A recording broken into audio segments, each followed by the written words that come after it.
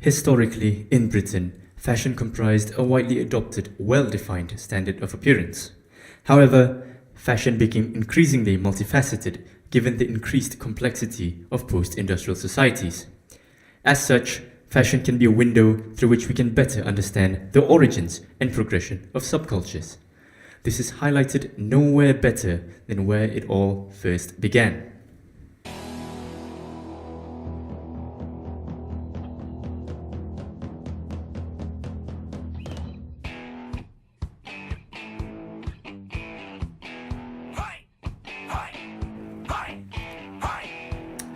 Of course, the most significant was the increased exercising of choice, driving the increasingly rebellious nature of the British youths in post-World War II Britain. Indeed, this was reflected in their fashion styles.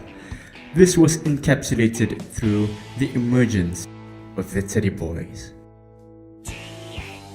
The Teddy Boys surfaced from the working class of South and East London in 1954.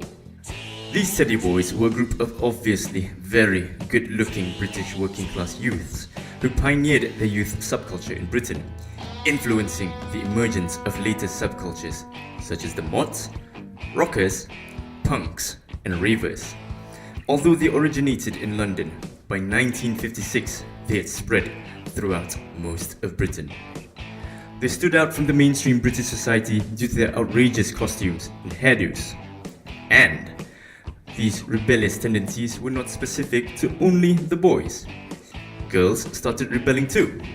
These girls became known as, unsurprisingly, Teddy Girls, or Judies. They comprised young working-class women from the poorer East and West districts of London.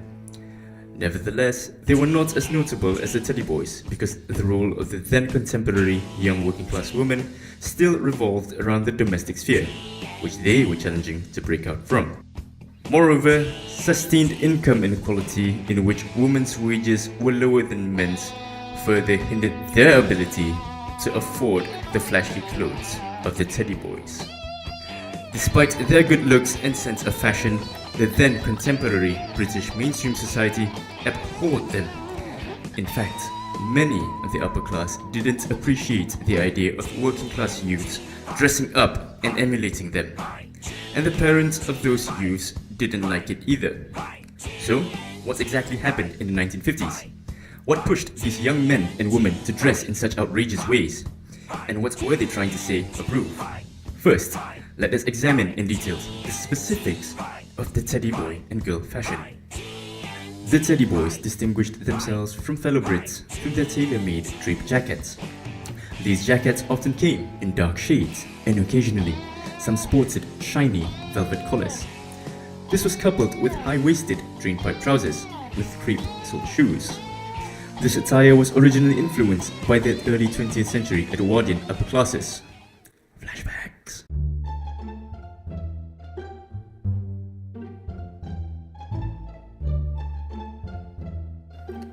Nonetheless, the Teddy Boys decided that this was not quite enough for them to stand out from the rest. They further incorporated American influences, such as elements from the zoot suits and the cowboy's maverick tie. Apart from the dressing, one could also recognize a Teddy Boy from a mile away, from their outrageous greased-up hair with quiffs at the front. This hairstyle is also emphatically known as a duck's arse. I wonder why. As such, together with the Edwardian style of dressing, they stood out sharply from the rest of the British society. But let's not forget about the Teddy Girls. They appropriated the masculine style of the Teddy Boys by tailoring their dressing in a much similar fashion. One will see them sashaying across the streets with the same velvet-collared draped jackets, a must-have article for all aspiring Teddy Boys and likewise girls. Alternatively, they choose to spruce themselves up with pencil skirts or jeans paired with flat shoes. One will almost wonder how to tell the difference between a Teddy Boy and a Teddy Girl. This raises the question as to why. Why did they adopt such a fashion style? And what was the significance of it? Fortunately, the Teddy Boy style was not so much of a fashion statement. Rather, it was a social statement. The 1950s had witnessed increased affluence after years of austerity in the context of a post-World War II Britain. The income of the youth had increased at double the rate that of the adults. As such, male working class youths, who will go on to be known as the Teddy Boys, saw this as an opportunity to attempt to break out of their social situation. But those near the bottom were not earning enough to join in the process of the so-called embourgeoisement. Indeed, despite the increased affluence, these working class youths were still not very well to do, yet they did have a disposable income which they spent on expensive Edwardian style clothing. A very wise choice indeed. So intentional expenditure of all of one's income on mere clothing was a way of making a defiant statement, a rebellious effort against the war generation's faith in and practice of simply getting by and making do. I guess this working class didn't learn much about financial planning. Being intelligent, sentient beings, this was clearly an evolutionary response to the deep-seated social structural inequalities in Britain, where class stratifications were difficult to penetrate or break out from. They were stuck in the working class with little hopes of advancing their careers and livelihoods. But being plucky Brits, they manned up and took charge of what little they could control: their dress sense. They figured that they could attempt to cover the gap between the classes by appropriating the dressing of the upper classes, since they surely can't close the income gap on their own. The appropriation of the upper class dress, with their own blending with American styles, served as a metaphorical challenge to the existing social structure. And through their appropriation of the Edwardian style, you can see the rebellious streak in these Teddy Boys. Additionally, their dressing became a medium through which they created a collective self-image, a way for them to rally similar-minded working-class youths.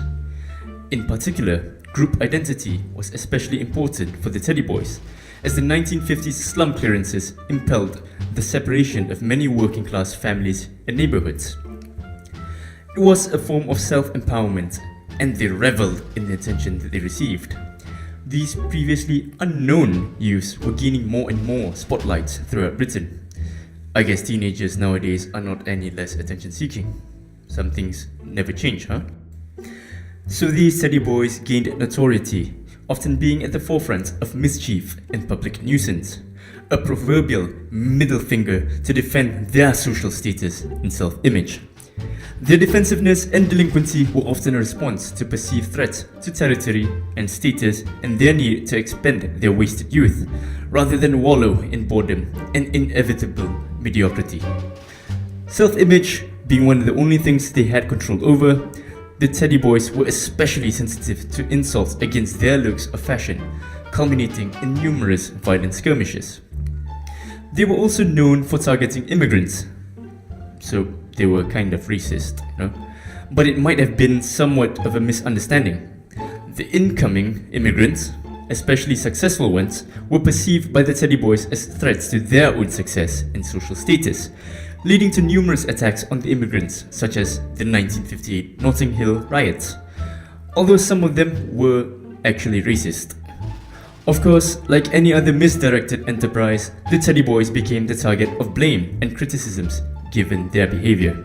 With these youths and their actions increasingly associated with their fashion choice, they were branded as racists, troublemakers, even evil and psychotic. They essentially gave birth to the idea of the uncontrollable and rebellious teenager. The fashion of the Teddy Boys had thus become a uniform representing their behavior and personas, and with no escape from the socio-economic situation, fashion became the Teddy Boys' means of creating a unique identity for themselves, crying out against social inequality and perhaps even a form of escapism. Ultimately, the fashion of the Teddy Boys revealed deeper problems entrenched in the socio-economic structure of post-war Britain. It was not simply a fashion statement, but an attempt by the working-class youth of the time to break out of their social situation, if only imaginarily and symbolically. It was the manifestation of a social group that rejected austerity and the previous generation's acceptance of their place, a reflection of the underlying social problems that had emerged from post-war Britain. The unprecedented explosion of this subculture sent shockwaves and moral panic throughout the British society. Moreover, further exacerbation of social sentiments to the Teddy Boys by media portrayals facilitated in the unprecedented molding of the image of the rebellious teenager. Nonetheless, just as it had contributed to the Teddy Boys' fashion, increasing external global influences also impacted the continued social propagation of the Teddy Boys' fashion. By 1958, Italian fashion started gaining increasing popularity in Britain, and gradually the Teddy Boys fell out of fashion. Furthermore, they faced increasing pressure from the adults and police after the 1958 Notting Hill riots. In their wake came the mods and the rockers, who were also working-class youth subcultures that developed in reaction to their socio-economic environment.